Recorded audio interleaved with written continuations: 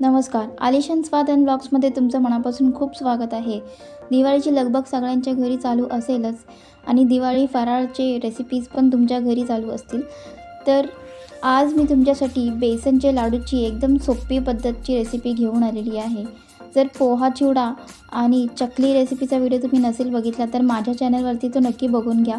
खूपच सोप्या पद्धतीमध्ये आणि कमी टाईममध्ये बनणाऱ्या मी रेसिपीज इथे दाखवत आहे. तर आज आपण दिवाळी फराळ विशेष बेसनचे लाडू बनवणार आहोत. तर हे टेस्टी लाडू आपण कसे बनवले त्याची कृती बघून घेऊया. तुम्ही जर चॅनलला सबस्क्राईब नसेल केलं तर सबस्क्राईब करा आणि लाईक, शेअर आणि कमेंट नक्की करा. तर सर्वात आधी आपल्याला एक बाउल घ्यायचा आहे आणि एक वाटी जी आहे ती आपल्याला सेट करायची आहे. ती वाटीमध्ये आपल्याला सगळे मेजरमेंट्स घ्यायचे आहेत. तर इथे 3 वाटी बेसन मी घेणार आहे.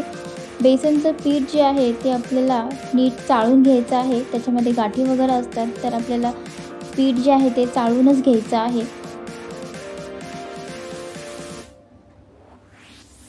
तर इथे 3 वाटी बेसन मी या बाउलमध्ये टाकून घेतलेलं आहे. आता हे बेसनचं जे पीठ आहे ते आपल्याला नीट भाजून घ्यायचं आहे. तर आपण आता हे पीठ जे आहे ते नीट भाजून घेणार आहोत. तर वळूया पुढच्या कृतीकडे. तर इथे कढईमध्ये सर्वात आधी आपल्याला इथे 3 मोठे चम्मच मी बारीक रवा घेतलेला आहे. रवा जो आहे तो तुम्हाला बारीकवालाच घ्यायचा आहे. जर तुमच्याकडे जाड रवा असेल तर तो तुम्ही एकदा मिक्सरमध्ये ग्राइंड करून घ्या. रवा जो आहे तो आपल्याला जास्त परतायचा नाही आहे. 2-3 मिनटं आपल्याला फक्त रवा इथे परतून घ्यायचा आहे.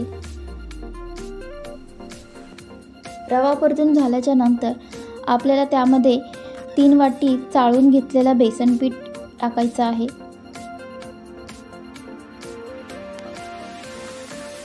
तर सुरुवातीला हे जे बेसन आपण टाकलेलं आहे ते तुम्हाला खूप हेवी वाटेल, पण जसं जसं तुम्ही परतत जाल ना तसं तसं ते बेसन जे आहे ते हलकं होत जातं आणि त्याला रंगही चढत जातो.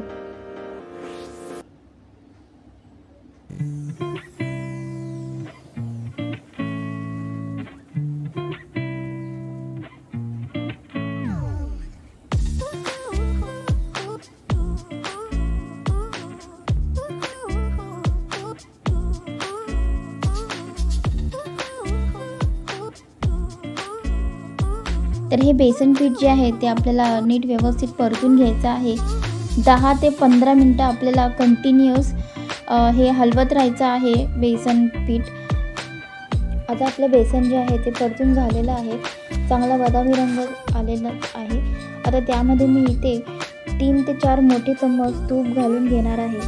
तुम्हाला इथे तुपाचाच वापर करायचा आहे. तर आपलं तूप जे आहे ते आपल्याला व्यवस्थित मिश्रणासोबत मिक्स करून घ्यायचं आहे. यामुळे आपले लाडू जे आहेत ते छान टेस्टी बनतात.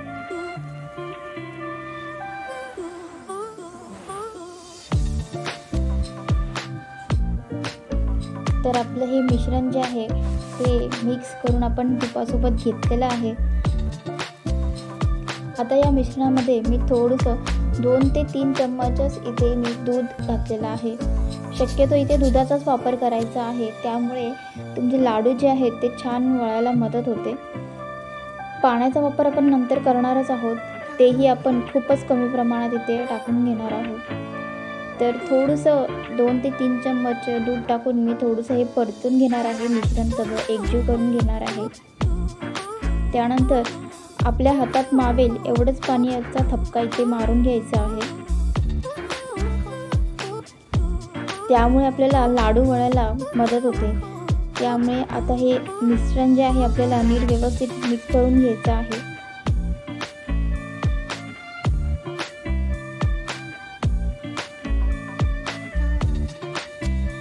आता हे मिश्रण जे आहे ते आपलं रेडी झालेलं आहे. तर गॅस जो आहे तो आपल्याला बंद करायचा आहे आणि हे मिश्रण जे आहे ते आपल्याला पूर्णपणे थंड करून घ्यायचं आहे.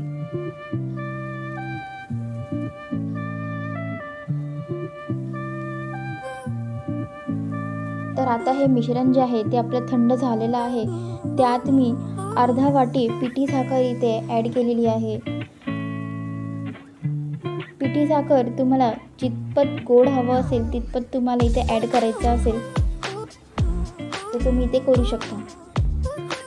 1 चम्मच मी इथे इलायची पावडर ॲड केलेली आहे, वेलची पूड.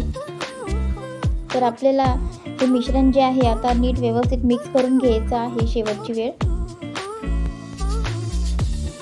तर साखर जी आहे आपली पिठी साखर ती व्यवस्थित मिक्स झाली पाहिजे सगळ्या मिश्रणामध्ये.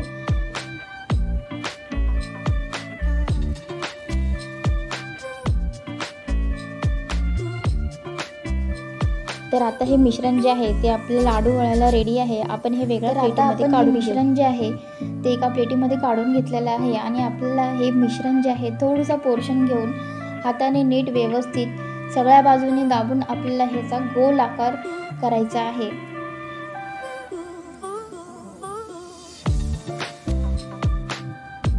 तर हलका हाताने आपल्याला प्रेशर द्यायचा आहे आणि आपले हे लाडू जे आहेत ते छान गोल आकाराचे रेडी होतात.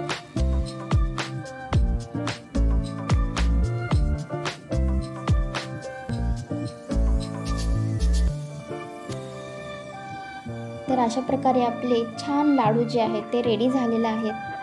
त्यावरती तुम्ही काजू, बदाम, पिस्त्याचे काप लावू शकता. मी इथे काजूचे काप लावलेला आहे. थोडंसं प्रेस करून घ्यायचं आहे आणि आपले हे बेसन लाडू जे आहेत ते रेडी आहेत.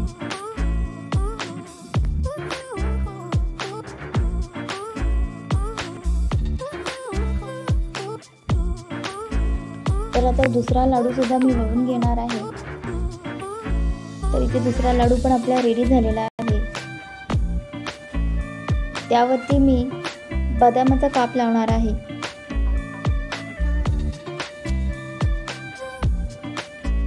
तर अशा प्रकारे बदामाचा काप लावून त्यावरती थोडंसं प्रेस करून आपल्याला घ्यायचं आहे आणि हा आपला लाडू जो आहे तो आपला रेडी झालेला आहे. अशा प्रकारे सगळेच लाडू आपण वळून घेणार आहोत आणि आपले टेस्टी बेसनचे लाडू जे आहेत ते रेडी झालेले आहेत. खूपच कमी वेळामध्ये बनणारी ही रेसिपी आहे.